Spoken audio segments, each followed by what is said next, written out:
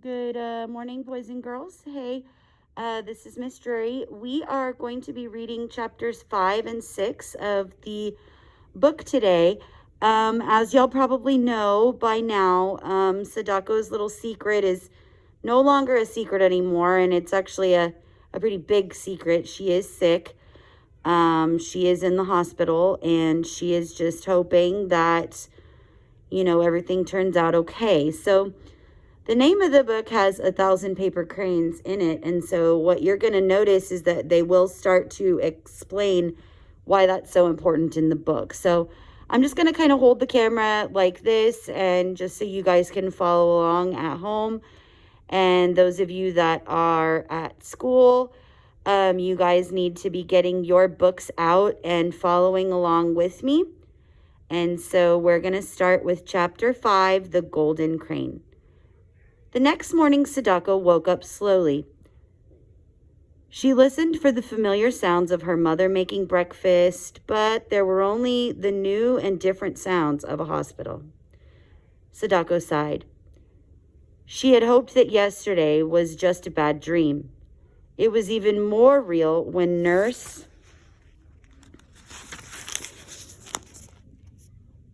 Yasunaga came in to give her a shot.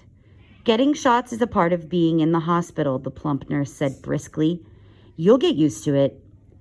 I just want the sickness to be over with, Sadako said unhappily, so I can go home. That afternoon, Chizuko was Sadako's first visitor. She smiled mysteriously as she held something behind her back. Shut your eyes, she said, while Sadako squinted her eyes tightly shut. Chizuko put some pieces of paper and scissors on the bed. Now you can look, she said. What is it? Sadako asked, staring at the paper. Chizuko was pleased with herself. I've figured out a way for you to get well, she said proudly. Watch. She cut a piece of gold paper into a large square. In a short time, she had folded it over and over into a beautiful crane. Sadako was puzzled, which kind of means confused. But how can that paper bird make me well? Don't you remember that old story about the crane?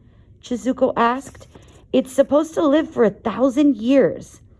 If a sick person folds one, and I will flip to the next page, but let's look at this picture real quick. So there she is with the crane. And Sadako's sitting up in bed, and they're kind of just talking to each other, and she's showing her the crane. So again, it says, if a sick person folds 1,000 paper cranes, the gods will grant her wish and make her healthy again. She handed the crane to Sadako. Here's your first one. Sadako's eyes filled with tears. How kind of Chizuko to bring a good luck charm, especially when her friend didn't really believe in such things. Sadako took the golden crane and made a wish. The funniest little feeling came over her when she touched the bird. It must be a good omen. Thank you, Chizuko-chan, she whispered. I'll never part with it. When she began to work with the paper, Sadako discovered that folding a crane wasn't as easy as it looked. With Chizuko's help, she learned how to do the difficult parts. After making 10 birds, Sadako lined them up on the table beside the golden crane. Some were a bit lopsided, but it was a beginning. Now I only have 990 to make, Sadako said. With the golden crane nearby, she felt safe and lucky. Why, in a few weeks, she would be able to finish the 1,000. Then she would be strong enough to go home. That evening, Masahiro brought Sadako's homework from school. When he saw the cranes, he said, there isn't enough room on that small table to show off your birds. I'll hang them from the ceiling for you. Sadako was smiling all over. Do you promise to hang every crane I make? She asked. Masahiro promised. That's fine, Sadako said, her eyes twinkling with mischief. Then you'll hang the whole 1,000? 1,000? Her brother groaned. You're joking. Sadako told him the story of the cranes. Masahiro ran a hand through his straight black hair. "You tricked me," he said with a grin, "but I'll do it anyhow." He borrowed some thread and tacks from Nurse Yasunaga and hung the first 10 cranes. The golden crane stayed in its place of honor on the table. After supper, Mrs. Sasaki brought Mitsu and Aiji to the hospital. Everyone was surprised to see the birds. They reminded Miss Sasaki of a famous old poem. So there she is with the cranes. She's laying down and you can see him hanging them. Only one that hasn't made it up there is the golden one. Out of colored paper, cranes come flying into our house. Mitsu and Aiji liked the golden crane best, but Miss Sasaki chose the tiniest one of fancy green paper with pink parasols on it. "This is my choice," she said, "because small ones are the most difficult to make." After visiting hours, it was lonely in the hospital room. So lonely that Sadako folded more cranes to keep up her courage. 11. I wish I'd get better. 12. I wish I'd get better. All right. Chapter 6. Kenji. Everyone saved paper for Sadako's good luck cranes. Chizuko brought colored paper from the bamboo class. Father saved every scrap from the barber shop. Even Nurse Yasunaga gave Sadako the wrappings from packages of medicine. And Masahiro hung every one of the birds, as he had promised. Sometimes he strung many on one thread. The biggest cranes flew alone. During the next few months, there were times when Sadako felt almost well. However, Dr. Numata said it was best for her to stay in the hospital. By now, Sadako realized that she had leukemia, but she also knew that some patients recovered from the disease. She never stopped hoping that she would get well too. On good days, Sadako was busy. She did her homework, wrote letters to friends and pen pals, and amused her visitors with games, riddles, and songs. In the evening, she always made paper cranes. Her flock grew to over 300. Now the birds were perfectly folded. Her fingers were sure and worked quickly without any mistakes. Gradually, the atom bomb disease took away Sadako's energy. She learned about pain. Sometimes throbbing headaches stopped her from reading and writing.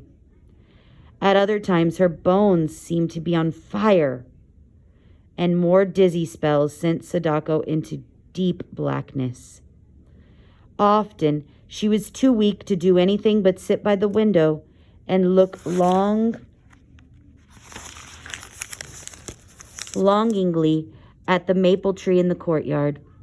She would stay there for hours holding the golden crane in her lap. Sadako was feeling especially tired one day when Nurse Yasunaga wheeled her out into the porch for some sunshine. There, Sadako saw Kenji for the first time. He was 9 and small for his age. Sadako stared at his thin face and shining dark eyes. "Hello," she says. "I'm Sadako." Kenji answered in a low, soft voice. Soon the two were talking like old friends. Kenji had been in the hospital for a long time, but he had few visitors. His parents were dead, and he had been living with an aunt in a nearby town. "She's so old that she comes to see me only once a week," Kenji said. I read most of the time. Sadako turned away at the sad look on Kenji's face. "Doesn't really matter," he went on with a weary sigh, "because I'll die soon. I have leukemia from the bomb." "But you can't have leukemia," Sadako said.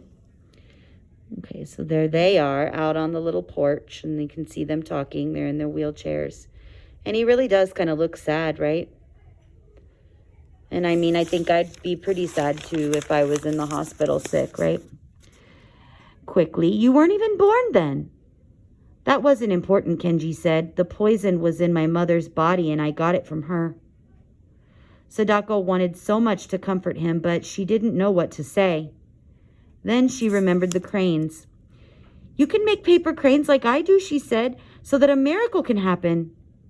I know about the cranes, Kenji replied quietly, but it's too late. Even the gods can't help me now.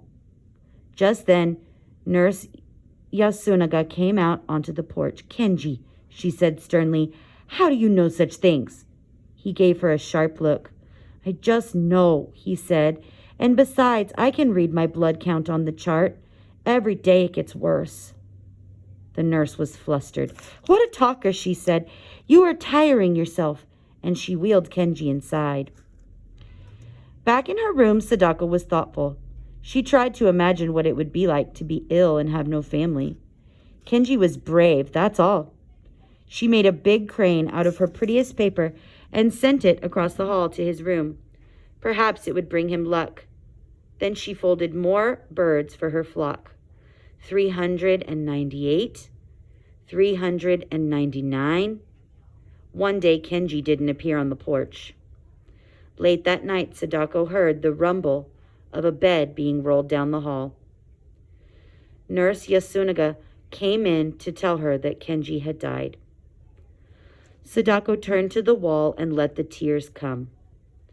After a while, she felt the nurse's gentle hand on her shoulder.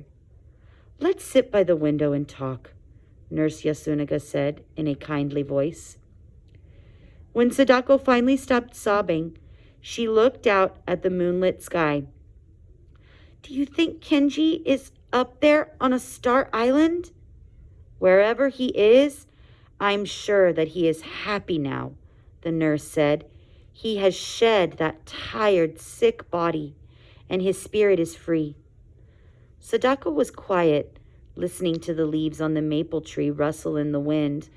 Then she said, I'm gonna die next, aren't I? Of course not, Nurse Yasunaga answered with a firm shake of her head. She spread some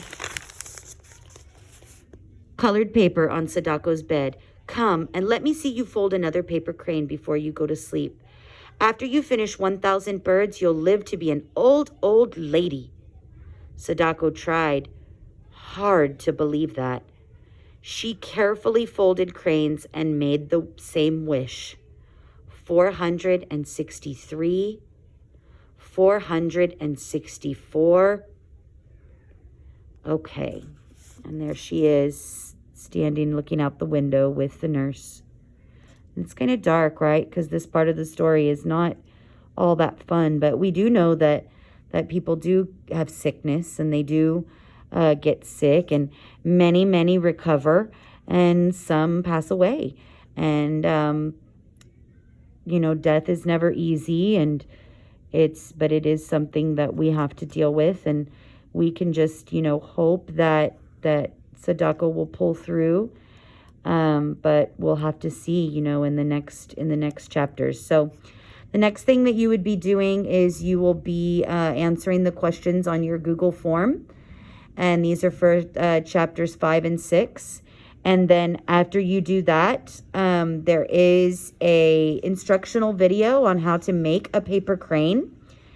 And there will be an example of what is expected after you make your paper crane. And your materials list is already on your Google Classroom instructions. So just follow the instructions from start to finish, from number 1 all the way until, I believe, number 5 or 6.